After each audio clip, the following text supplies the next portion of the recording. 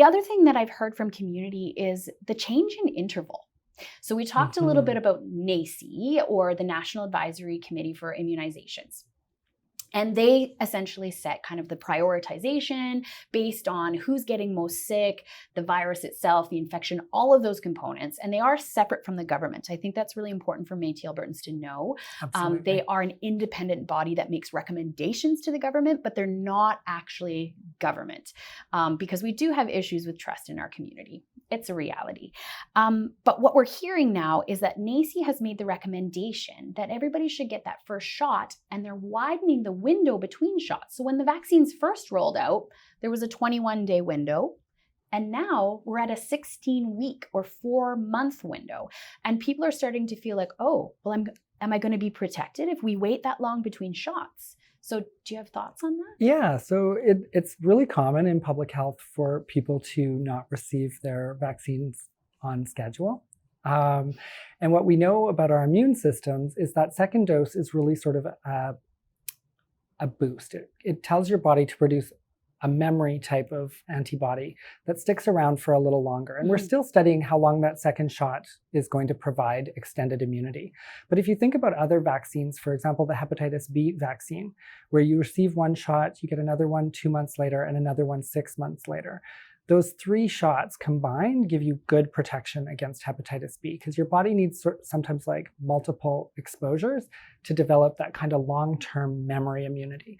So by extending the interval by up to 16 weeks, you're not going to achieve your maximum immunity until you've gotten that second dose.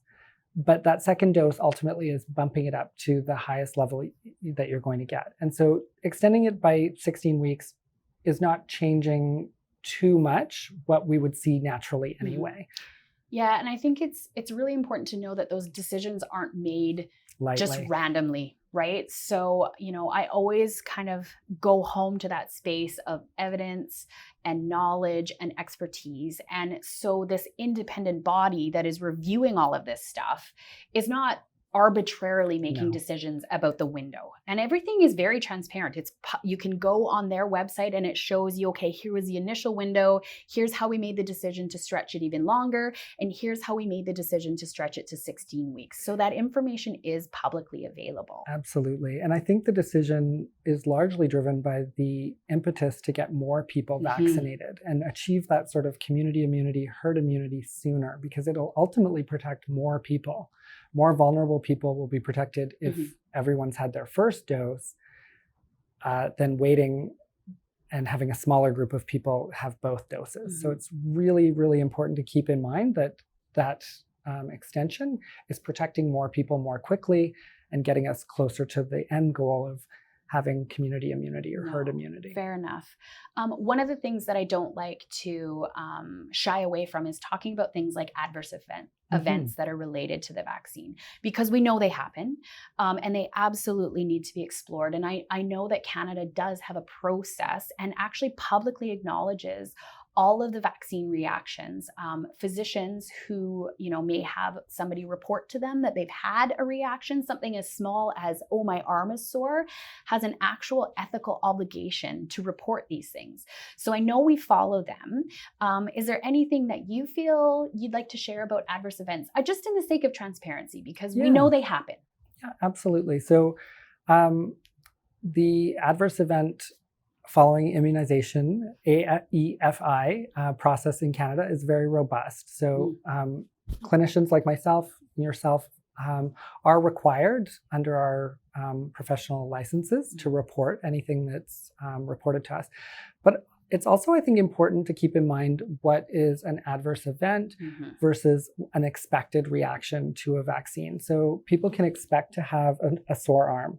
It's still listed as an adverse event because you wouldn't have it if you didn't get the vaccine, but you are putting a small volume of fluid into your arm that's going to cause a local reaction. So you can expect to have a sore arm in the arm that you're injected in. It might turn a bit red, it might be a bit swollen, and it might be painful to move. You can take Tylenol or ibuprofen or Advil to manage that pain. The other thing that we can expect in a group of people who get vaccinated is an immune response. which looks like Yeah. you have a flu, a mild fever, maybe some chills, maybe an upset stomach, a headache, muscle or bone pain. And that can last up to 48 hours after a vaccination, and it's very common. Again, Tylenol and ibuprofen, rest and fluids, just like you would. I'm that person. I'm 100% that person. I always take it as a sign that my immunization is working because I feel like garbage for 2 days after I get it. But I like to just think that's my strong body making antibodies to fight the COVID virus. So I just, I take it in stride. It is uncomfortable. I'm not going to lie.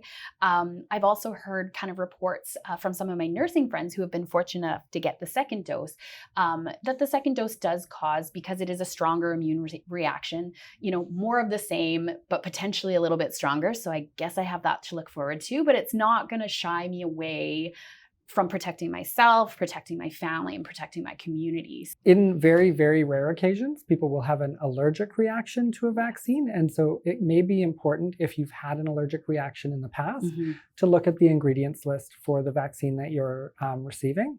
And often, the nurse administering the vaccine will get you to stay for a few minutes longer after your vaccination, just to keep an eye on you to make sure you're not having an allergic reaction to the vaccine. The best ways to book vaccinations are through the online booking site at AHS, or you can phone 811 directly.